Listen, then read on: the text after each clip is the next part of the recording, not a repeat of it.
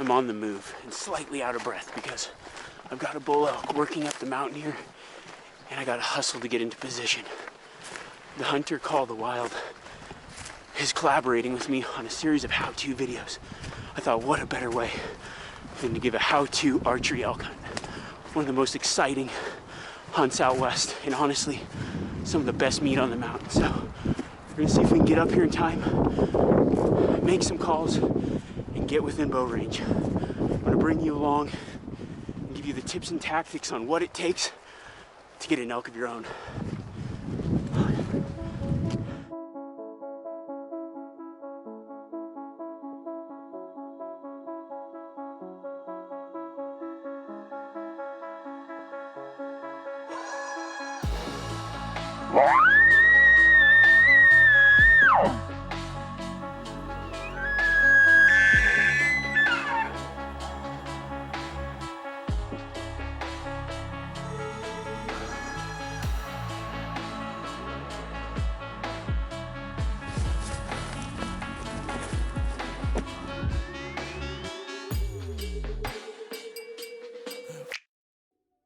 The Rocky Mountain elk are often seen as the epitome of Western big game hunting, embodying big mountains, wide open spaces, and a challenging but rewarding hunt.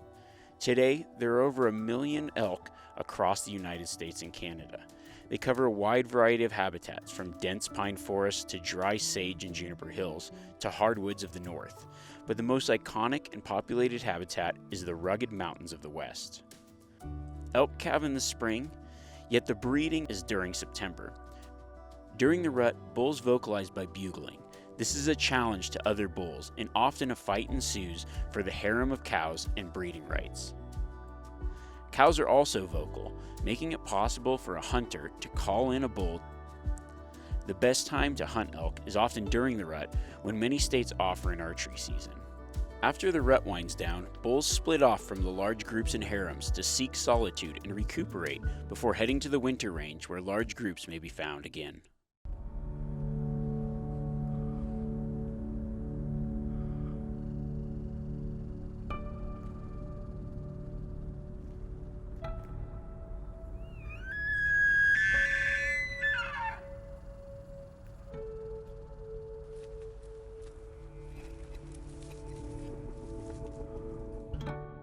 I've got an elk bugling below me. He's a little ways off, but it's just starting to get daylight. I heard him bugling in the dark. Now I'm gonna move in, try to get set up for the way he's going, try to call him in.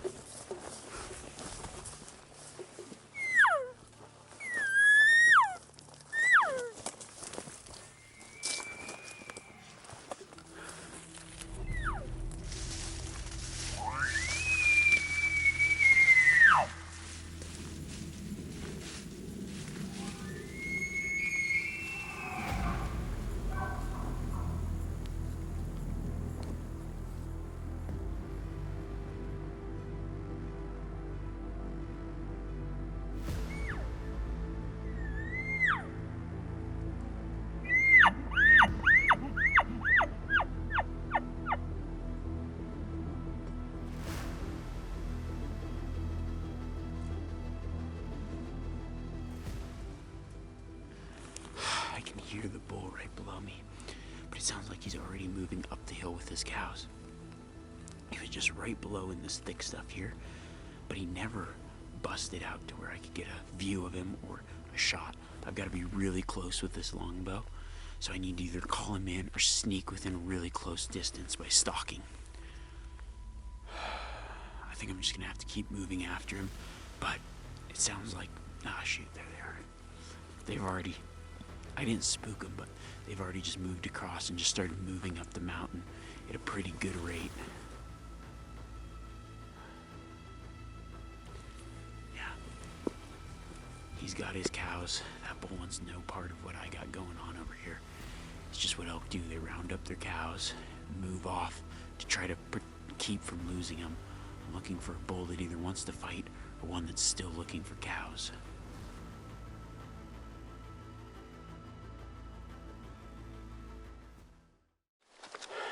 Now I figure since I got a little bit of time right now, it's a little bit of a lull, we should go over some of the gear. This week I'm deciding to hunt with my longbow. It's the most primitive form of archery, but very, very cool to try to get as close as you can to an animal. You have to be in very close proximity. I've got arrows tipped with really sharp broadheads, and then something special to elk hunting would be a bugle tube. This is what I make the elk sounds out of and try to call through. And I use these mouth reeds, but there's other kinds of calls you can use. This is just used by applying pressure of your tongue and air over the top, blowing through the bugle tube, or even making cow sounds without the tube. Now, on the other end of gear, once you're successful, you're going to need to be able to get that meat out of the mountains. So you'll need a sharp knife, a stout pack, a knife sharpener, and some game bags. You got to get all the meat back to where you started, so that's a lot of physical work. You need the physical fitness and endurance to actually get in the mountains and get to the elk, but you also need that same or more energy to actually get the elk back to where your vehicle or camp is.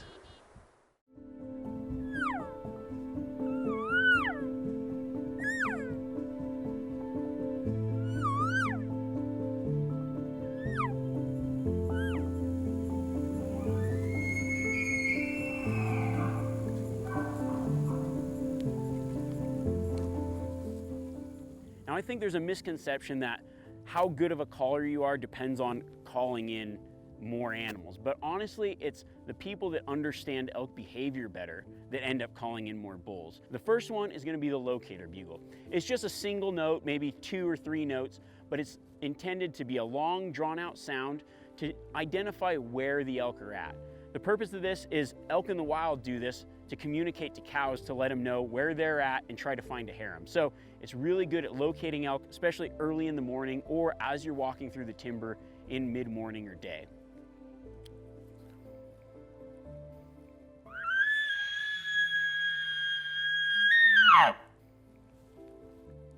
Just a long sound to draw and hopefully get a response out in the distance. There's a few scenarios where a cow call works really well at drawing a bull into your position. So the first is when I see a lone bull by itself. I do a call sequence that I like to call the cow party. So what I'm doing is I'm trying to make a harem of cows, or make it appear as there is a harem of cows, and call to that bull. What I like to do is I like to get in somewhere where he's headed or kind of cut him off, and then start this cow party where I'm just a call and response, cows talking amongst themselves. It works really good no matter the season. So from early pre-rut all the way through the rut. It also works really well on any age class of bulls. So younger bulls will be enticed, but also maybe a more mature bull will come in and check it out. And you don't have to worry about scaring off a bull that maybe just lost a fight. He's probably gonna come in quiet and check things out. So be ready and don't necessarily expect him to call back. Just get into position, set up, and throw out those cow calls. Create that cow party. So it sounds something like this. Just a lot of soft mews, mew, mew, mew, here, there, changing the direction and kind of changing the tone.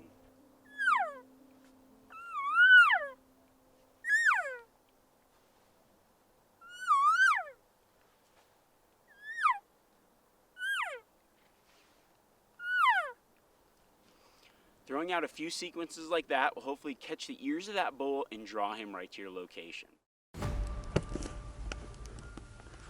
I got bulls all around me.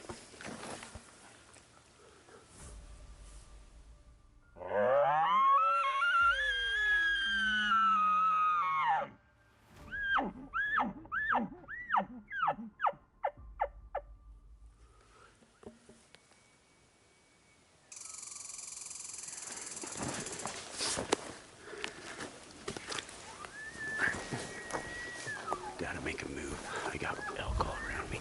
I'm pretty sure the sound I'm hearing across the canyon is a mature bull. Sounds mean. Sounds aggressive. Sounds like exactly what I'm looking for.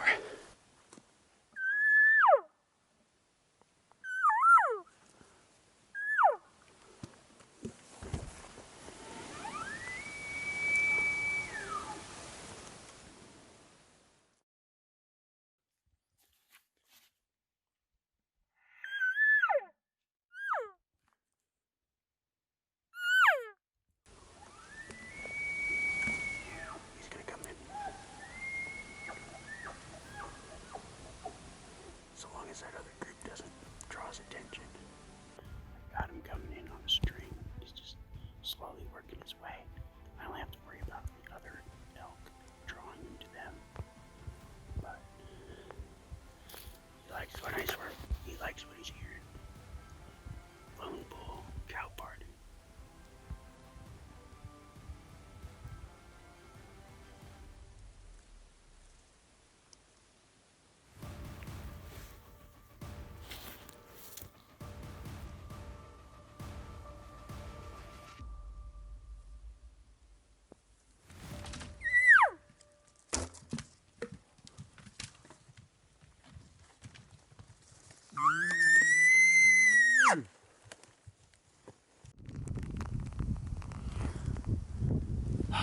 I gave it actually more time than I normally would because it was starting to rain and I definitely didn't want to bump him. There's a lot of skills involved in hunting, especially traditional bow hunting, and patience is one of them. Not just for the animal to be patient. I had to be patient, let that bull come to me when I saw he was working in, but also patience after the shot. Last thing you want to do is bump an animal. You want him to just expire quickly and not pressure him. So I gave him twice as long as I normally would. I reviewed the video, which was really nice, and could see it looked like a perfect heart shot. I'm just hoping that, he walked off and then went over this little rise. I'm hoping he's just piled up on the other side.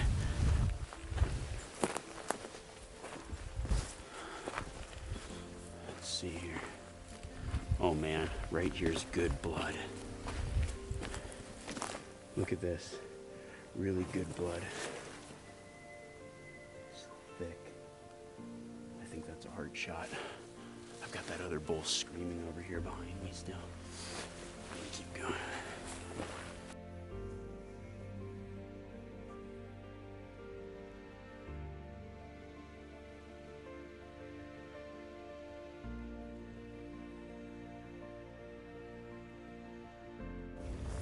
I got tracks here. This is pretty exposed. I don't know if some blood washed away. Oh, no way. He's just right here. Look. Oh, right down there. He didn't go very far. Maybe, I don't know, from where I last saw him, 30 yards. Just on the other side of the rise, piled up. Quick, clean kill.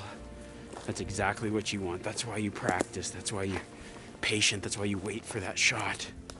Oh my gosh, that is a nice bull. Wow. Look at that. To be able to take such a primitive weapon, it just really feels very primal, very giving. It's just so much thanks that this is going to be the meat that I eat for the rest of the year. Thank you, bull. Wow, so cool. Breaking down an elk can be a big chore, especially when I'm alone. But for me, it's personally more like a labor of love. The hard work and everything involved pays off because I know that this meat will feed me for the rest of the year.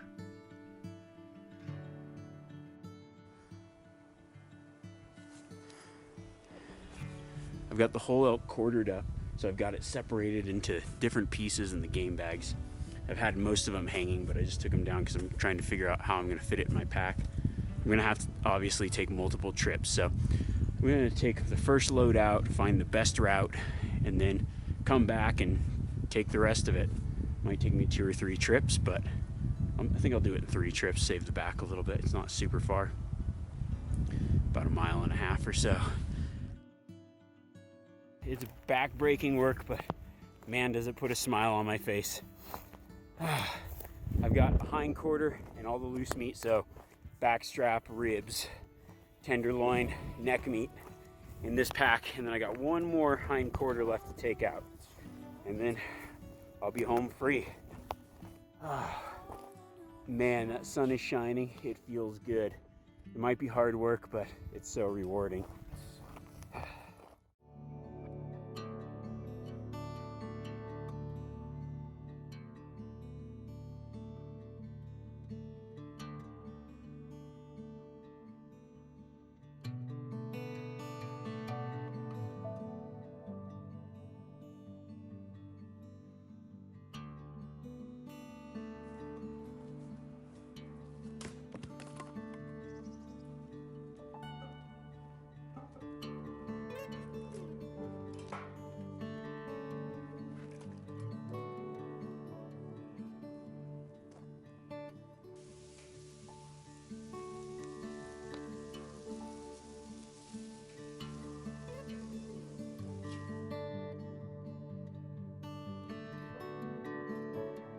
And here we have it, fresh elk tenderloin cooked over an open fire. This is what it's all about, field to table process, bringing home my own meat, and nothing's better. So good.